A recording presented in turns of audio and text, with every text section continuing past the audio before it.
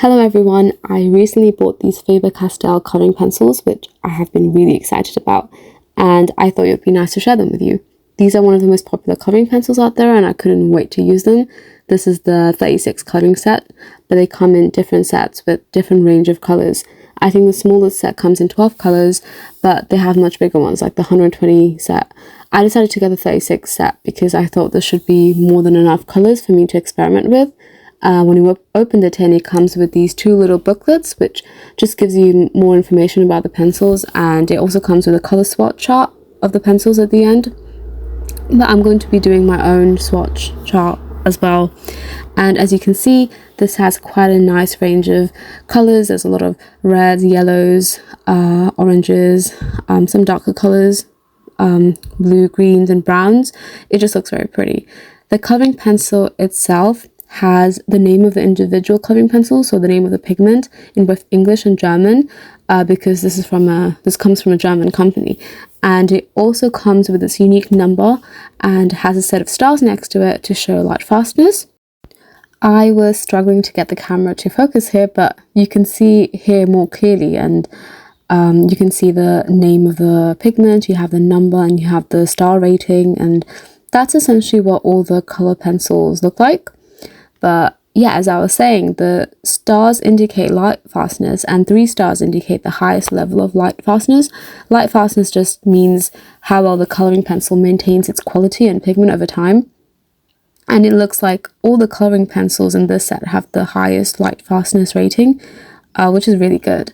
Also, another great thing about these pencils is that they come in open stock, which means that if you run out of a specific color pencil, you have the option to buy that specific pencil separately instead of having to buy another whole set just to get the one that you're missing. This is especially useful for artists who end up using certain colors more than others. It just makes life easier, it saves you money, and it allows you to replace any pencils you need. That's why you have the number on the pencil, so you can always identify the pencil from an open stock. The writing on the coloring pencils is written in gold, which looks quite aesthetically pleasing, although I did struggle to read the names of the pencils because the light kept reflecting off of it, but that's not really a major complaint. And another thing to note about these coloring pencils is that they are oil-based pencils. That's just to describe the contents of the coloring pencil itself. So in between the wooden part of the pencil, where the pigment is, there is a binder which holds all the pigment together, and that can be held together by different things like oil or wax. Oil-based pencils are pencils where the majority of the binder is oil-based. It doesn't always mean that the pencil itself can't have a percentage of wax or a different binder completely. But this all affects how the coloring pencil performs, how hard they are on the page, how hard the lead is, how much pigment they hold, how well they blend, etc., etc. That's not to say that all oil-based pencils will have the same properties and they'll behave the same way, and you can definitely use different types of coloring pencils together. So the properties of the coloring pencil itself really depends on the pencil itself. It's they can be quite different from each other. So yeah, so the Faber-Castell coloring pencils have quite a hard lead in particular, and I quite like that it has a closed barrel at the end. So what I mean is that the wooden barrel is covered with the paint throughout the whole pencil, and it just gives it gives the lead an extra layer of protection, so that I don't really have to worry about the lead breaking or even having to sharpen it very often.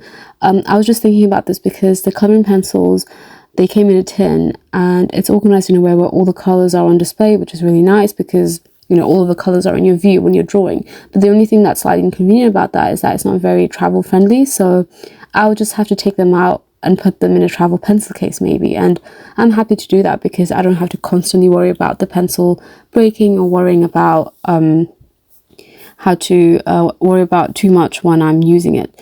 So yeah, some coloring pencils break quite easily, and I have to always remember to handle them very gently and constantly sharpen them, so that's the only reason I mentioned this. But that's something I would expect from these pencils, considering their quality, for what they're known for, and the fact that these pencils are quite expensive anyway. Another thing I'm really excited about is to see how well these colouring pencils work with the other colouring pencils I already have.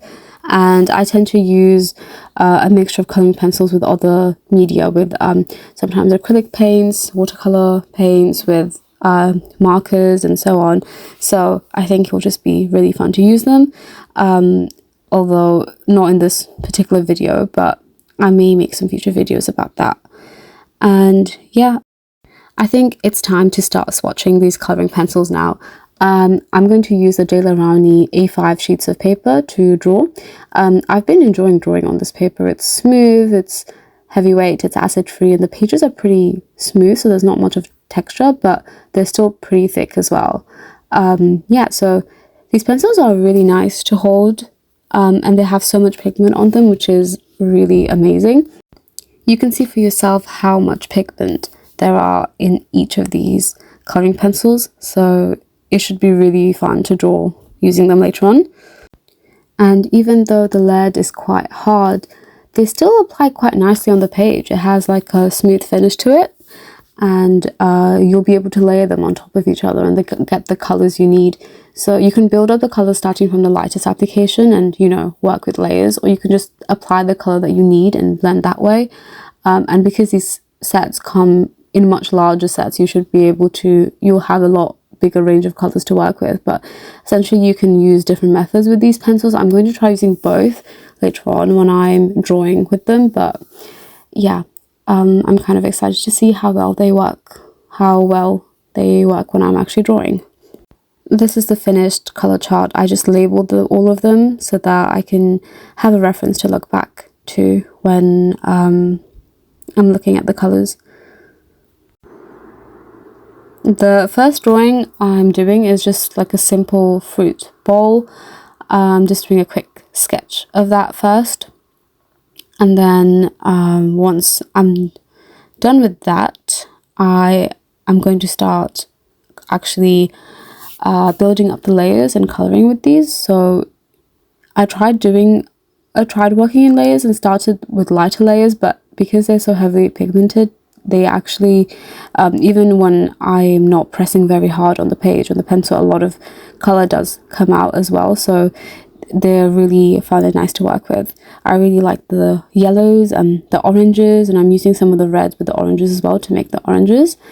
And they are blending quite nicely.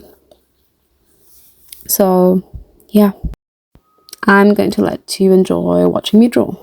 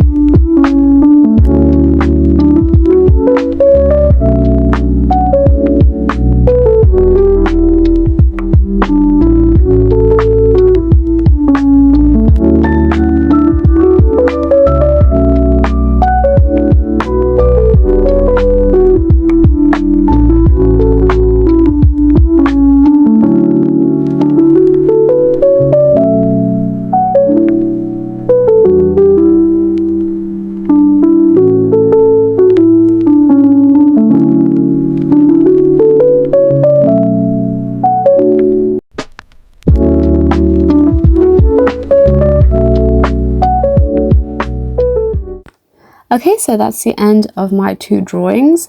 Overall, I'm really happy with these pencils. Obviously, these are very well renowned coloring pencils and are used by, you know, the top level artists. So I'm sure you don't need me to tell you that these are considered, you know, to be really good quality pencils. I just thought it would be fun trying them out, and you can make a decision for yourself if you want to get these. So yeah, I hope you enjoyed it, and do look out for future videos. Bye.